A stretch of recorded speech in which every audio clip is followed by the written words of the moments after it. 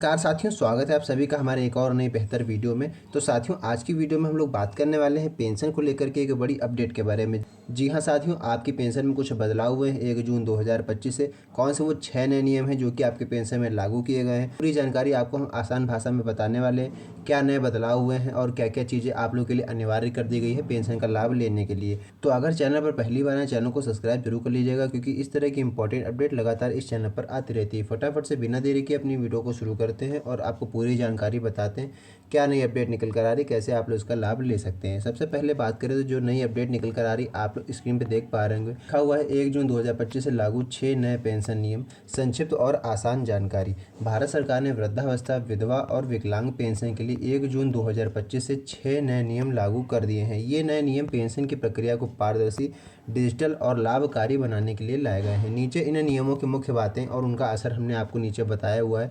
बस वीडियो को स्किप नहीं करिएगा, तभी आपको पूरी जानकारी स्पष्ट रूप से समझ में आएगी। सबसे जो पहला नियम है वो है कि डिजिटल पहचान और ई-केवाईसी आप लोगों के लिए अनिवार्य कर दिया गया है। यानी अब सभी पेंशन धारक हो, किसी भी प्रकार की अगर आप लोग पेंशन का लाभ लेते हैं तो आप लोगों के लिए आधार कार्ड या अन्य डिजिटल डॉक्यूमेंट देना जरूरी कर दिया गया है।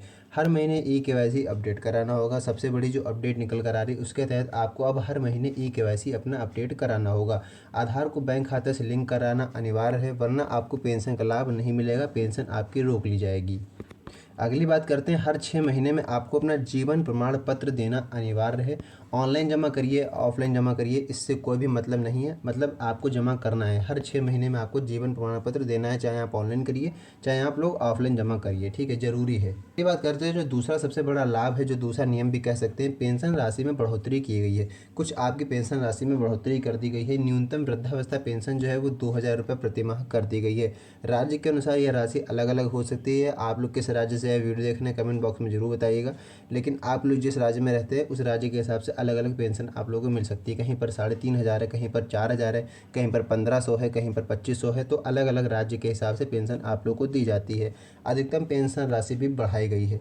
जो अधिकतम पेंशन राशि है वो भी कुछ बढ़ोतरी उसमें की गई है। ग्रामीण और शहरी दोनों क्षेत्रों के लिए अब एक समान पेंशन मिलेगी। जो सबसे बड़ी अपडेट ये निकल कर आ रही है, चाहे आप ग्रामीण क्षेत्र में रहते हो चाहे आप शहरी क्षेत्र में रहते हो, अब एक समान पेंशन आप लोगों को दी जाएगी। अगली बात करते हैं, पात्रता और दस्तावेजों में नियम सख्त कर दिए गए हैं। यानी पात्रता क्या है और उसके दस्तावेज क्या क्या होने चाहिए, उसमें भी कुछ नियम आपके सख्त कर दिए गए हैं।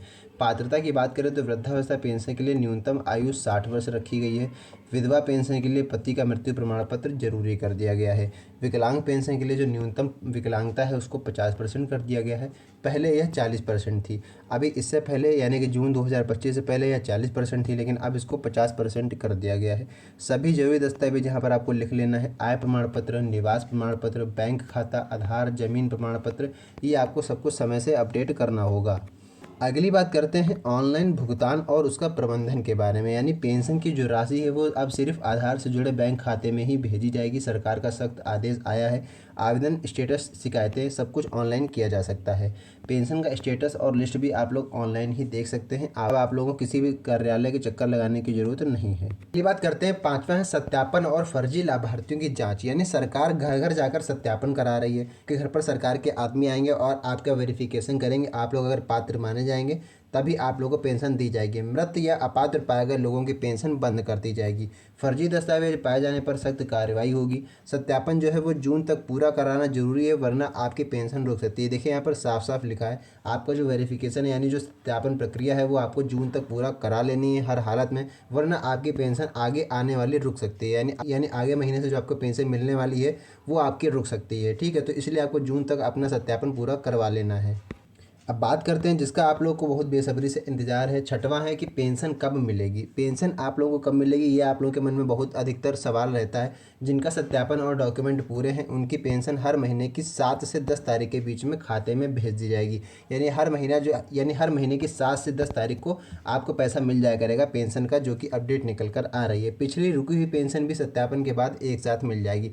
आपकी जो पिछली रुकी हुई पेंशन है वो भी आपका जब सत्यापन पूरा हो जाएगा तो आपको एक साथ दे दी जाएगी। बात करते हैं ज़रूरी बातों का। कौन सा आपको ऐसी ज़रूरी बातें हैं जिसका आपको विशेष रूप से ध्यान रखना है। सबसे पहले आपको बता दें, सभी पेंशन धारकों को नए नियम मान्य होंगे।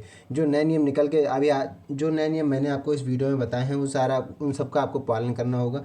दस्तावेज पूरे और सही रखने हैं, वरना पेंशन आपकी रुक सकती है। ऑनलाइन आवेदन और अपडेट की सुविधा का आपको लाभ उठाना है। किसी भी गड़बड़ी या समस्या के लिए ऑनलाइन शिकायत आप लोग घर बैठे दर्ज करा सकते हैं। आगे आपको बता दें कि अक्सर पूछे जाने वाले सवाल, ऐसे बहुत सारे लोग हैं जिनके मन में कुछ सवाल रहते हैं। तो सबसे पहला सवाल ये है कि आप लोग आवेदन कैसे करें, यानी कि बहुत से ऐसे लोग हैं जो लोग अभी तक आवेदन भी नहीं करे हैं पेंशन का। तो उनके लिए बता दें कि नज़दीकी सीएससी सेंटर पे आप लोग जाके इसका आवेदन कर सकते हैं, या सरकारी ऑफिस या ऑनलाइन पोर्टल के माध्यम से घर बैठे भी इसको आप लोग आवेदन कर सकते हैं। अगर आपके दस्तावेज पूरे नहीं हैं तो आपकी पेंशन रुक सकती है। सही दस्तावेज आपको जल्दी से जल्दी जमा करने हैं।